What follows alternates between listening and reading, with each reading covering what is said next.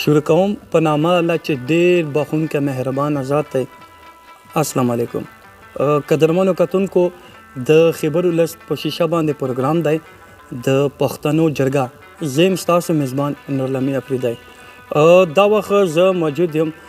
ضلع خیبر لنډ کوتل سلطان خیلو کې. قدرمنو کتونکو لکه څنګه ستاسو ته پته وي چې زموږ خیبر ولس چینل دا ویژن وي چې موږ هغه شیونه هغه ثقافت وي هغه شیونه راوړو چې کوم زموږ د پښتنو سره ټچ وي.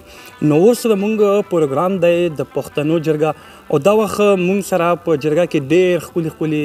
میلمانه ناست دي. بالکل د جرګه یې داسې یو ګلونو ګلدستې په شان ښکلې کړی. دا وخت موږ سره په پروګرام کې میلمانه وي د وي سی سوله جنرال کونسلر حاجي موبلم افریدی او ورسره د سره ډېر درانه ملګري هم ناست دي. او قدرمنو کتونکو لکه څنګه ستاسو ته پته وي چې موږ سره دا وخت چې کوم میلمه ناست دی هغه تعارف که زه هر څومره م وکړم نو زه به داسې وایم چې لږ به وي ځکه چې د خدمات ډېر زیات دي. قدرمنو کتونکو همیشه دی لګیا وي چونکې موږ خو دا لکه تاسو ته پته وي چې خیبر مخکې ایجنسي وه او چونکې فاټا وه اوس چې فاټا کله په انضمام وشو مرګ شو نو چونکې عدالتي نظام راغی خو چونکې حاجي صاحب باقاعده اوس هم لګیا دی د قوم او وطن خدمات کوي او موږ دا کوشش وي چې موږ هغه خلک راولو په دغه پروګرام کې په جرګه کې چې کوم د دغې جرګې سره ریلیټډ وي او کوم دغه قوم او وطن خدمات کوي. نو تاسو ته حاجي موږ په خیبر ولس پروګرام کې هرکلی اوستړي مه شي. ډېره مننه شکریه تاسو راتګ او موږ د ولس او د قوم سره د پیژندګلو د جرګې په باره کې موږ د خیبر ولس چینل ډېره مننه او شکریه ادا کوو. مننه. حاجي دا وخت به تا ټوله نړۍ کې څومره پښتانه زموږ روان دي هغه که بهر ملکو کې او هغه که په زموږ پاکستان کې هغه به ستا ویني نو هغو سره ول لږه خپله لنډه پېژنګلو وکړه. جی زه خو د وي سی 16 حلقې نه جنرال کونسلر منتخب شوی یم. ملک محبوب علم افریدی مې نوم دی. سلطان خیل قوم ته او د قوم مخکې نه د پلار نیکه وخت نه د خدمت د کړلو الله توفیق راکړی. انشاءالله آینده به هم ډېر خدمت نور هم کوو. بالکل. ملک صاحب لکه څنګه ستاسو ته پته و چې د جرګې کوم اهمیت دی هغه نه پټېږي. دا راته وایي چې چونکې مخکې خو تاسو جرګې کړې وې چونکې اوس هم کوو خو نظام چونکې بدل شو تاسو ته عدالتي نظام راغی نو ته راته دا وایې چې ته جرګې ته په کوم نظر ګورې؟ جرګه خو تقریبا د موږ ولس قوم دپاره خصوصا د غریب طبقې لپاره ډېر ښه اهم کردار ادا کوي چونکې په دې باندې وخت ډېر کم لګیږي. په کم وخت کې مسله حل کوو او د غریب سړي خرچام پې نه کېږي. یقین در وشه چې ما یو داسې جرګه هم کړې وه چې هغه جوړه د ما جوب په خرچه باندې ما وکړه 11,000 روپۍ خلک غریبانو نو هغو ډېره ښه ومنله. او موږ د پاکستان کوم چې د آئین قانون نظام اوس دغې حلقې ته د موږ علاقو ته راوغځېدو د دې موږ حمایتیان یو خو چونکې هغه به خلک واقف کېدو سره لږ وخت لګېږي نو موږ د جرګه سیسټم هماغسې ژوندی ساتلی او موږ اوس تقریبا مخکې تحصیل نه خبرې رامنې کړي دلته په حجره کې حالات ټیکوو او معاملې سیټ کوو او خلک سره جوړوو تقریبا. بالکل. حاجي تا ډېرې ښکلې خبرې وکړې لکه څنګه ستاسو ته پته وي چې دلته موږ پښتانه چونکې اوس ډېر تعلیم یافته شوي خو چې کوم موږ مخکې کوم خلک دور او تعلیم نه و پوهه دومره نه وه هغه دوران کې به په نس خبره به هم سره ډازې کولې. د جرګې ډېر غټ اهمیت و نو داسې چېرته اوس په لنډ وخت کې شوي اوس هم تقریبا موږ چې کله نه د جنرال کونسلر الیکشن نه بعد د ما سره فایل وګورې 18 سختې جرګې 18 کالو د مړي بدي سره یو کس پکې مړ شوی و هغه موږ سره جوړ کړل غواړې بسلو هغه دشمني ماینده عمري ختم کړه او قوم راته ډېره ښه درناوی وکړو او نور چې څومره موږ کور کلي خلک خبرېږي موږ انشاءالله چې ښه د هغو سره تعاون کو او هر قسم مساله چې موږ په ایماندارۍ سر ته رسوو او 2 کسانو تقریبا جوړه سره راولو. بالکل. ملک صاحب لږ ستاسو ته پته چې اکثر له درته د خلکو ځنې د داسې خبرې کوي چې ښه چې د عدالتي نظام راغی او دا جرګې سیستم مخکې به د ملکانو دغو له به مونږ ورتلو ده چونکې دا حقیقت اوس داسې وایو چې اوس یو غریب سړی هغه عدالت درومي هغه به وکیل نشي نو لږ اوس چونکې د نظام عدالتي نه راغی که نه خو د جرګې چې وګورې اهمیت ډېر ښه دی ځکه چې جرګې په لږو ورځو کې به هغه جرګه سر ته رسېده نو ته څه چې کوم جرګې چې کومې خلکو تاسو کړي عدالت دومره جرګې مسالې ختمې کړي دي که نه چېرته صرف خالي تاسو د جرګې او اهمیت د جرګې ذات روان دی نه جی عدالت کې خو ډېر غټ ټیم علي تقریبا چې مونږ کومې مخکې عدالت کې پېښور کې او پنجاب کې مقدمې ډېر غټ ټیم پې ولګېدو هغه ډېرې مشکله دی غریب سړي لپاره او د جرګه سیسټم په دې کې دا ډېر اساني و چې ډېره لږ وخت کې خبره حل کېږي او ډېره په کم خرچ باندې کېږي او ډېره عمري دشمني پکې اسانه طریقې سره ختمېږي نو جرګې ته دلته ولس او قوم اوس هم هرکلی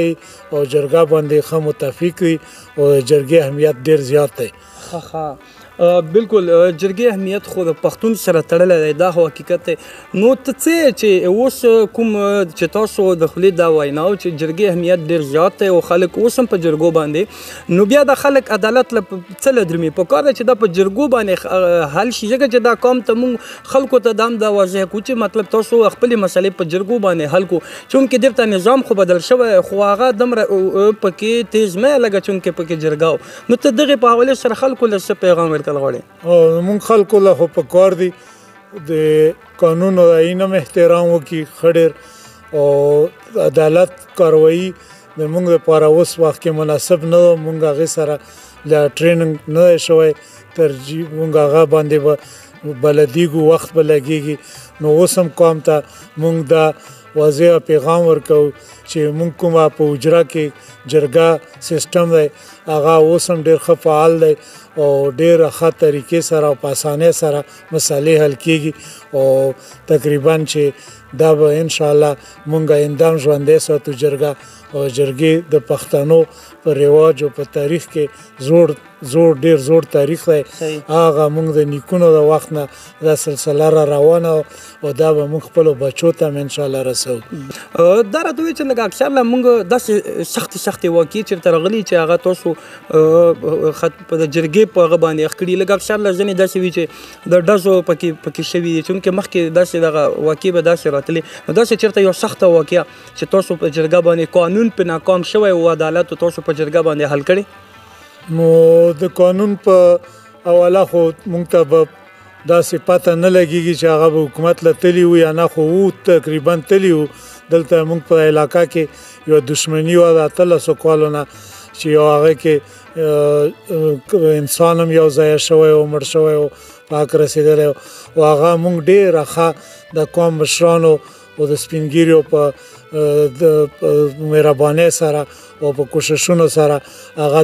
دشمنی په دوستۍ بدله کړه او هغه تنظیم حل کړه او په دې اجرا کې هغه باقاعده مونږ میډیا ته ریکارډ خپاره کړو نو هغه ډېره ښه او په اسانه مونږ کړی نو انشاءالله چې مونږ به نور انداسې چې څومره مسالې او جرګې راشي کیسې د تقریبا د تحصیل او د کچارو او عدالت نه په اجرا او په جرګه اسانه او په ښه طریقه وکړو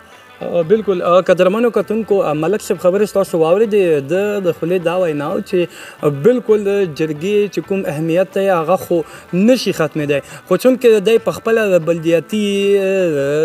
دی په خپله یو حصه ګرځېږي چونکې دی دا کوم نظام دی دا هم دی ښه ګڼي چونکې یی چې موږ ته خو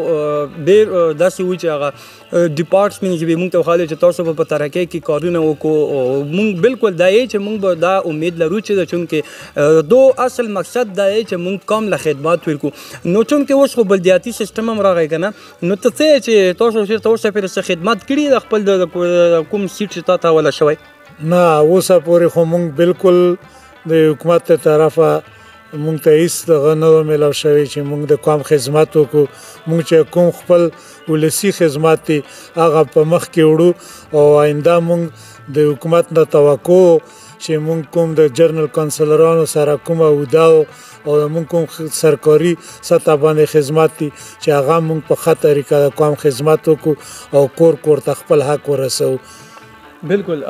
قدرمنو کتونکو د خبرې خو ډېرې زیاتې خوږې او تاسو وینو چې مخ په وړاندې مونږ له هم دومره خوند راکوي چې د مشرانو خبرې مونږ واورو. بالکل داسې به وایم چې یو بهترین کتاب په شکل کې خبرې ته راوځي او مونږ تاسو ته نشر کوو. دا وخت ته ټول پښتانه روان ویني د جرګې په حوالې سره کشرانو له څه پیغام ورکول غواړئ؟ مونږ به انشاءالله خپلو کشرانو ته دا وصیت پرېږدو چې مونږ کومه د پلار نیکه نه سلسله را روانه او د جرګې سیسټم چې په دا کې هر څومره سختې ستونزې حل شوي او په لږ وخت کې حل شوي او په اسانه طریقه حل شوي، نو مونږ به خپلو بچو ته هم دا ترجیح ورکوو چې تاسو به هم دا پلار نیکه په قدم باندې مخکې مزل کو او قوم سره به څنګ په څنګ درومه. بالکل قدرمنو کتونکو داو ملک حاجی مبلم افریدی چې ګټورې خبرې ستاسو سره شریکې کړې او هیله لرم چې ستاسو به ډېر معلومات ترلاسه شوي وي. قدرمنو کتونکو دا حقیقت دی چې جرګه چې په پښتنو یو مقام لري، یو خپل عزت لري، هغه هېڅکله د جرګې چې کوم حیثیت دی هغه نه کمیږي. چونکې که تاسو ته پته وي چې په جرګه باندې په 2 په 3 ورځو کې جرګې چې کوم غټې لنجې راغلي هغه پښتنو هغه حل شوي. نو بالکل قدرمنو کتونکو تاسو به د پروګرام نه ډېر خوند او مزې اخیستې وي. دا وخت اوس ما له راکو ما او ملک صاحب له اجازت او انشاءالله ګورو به په بل پروګرام کې به بله مرکه کوو، بل یو شخصیت په ځان سره کېنوو، تاسو سره به مخاطب کوو. نو اوس دا وخت د موږ پروګرام پای ته رسي. تاسو موږ له راکو اجازت د الله په امان.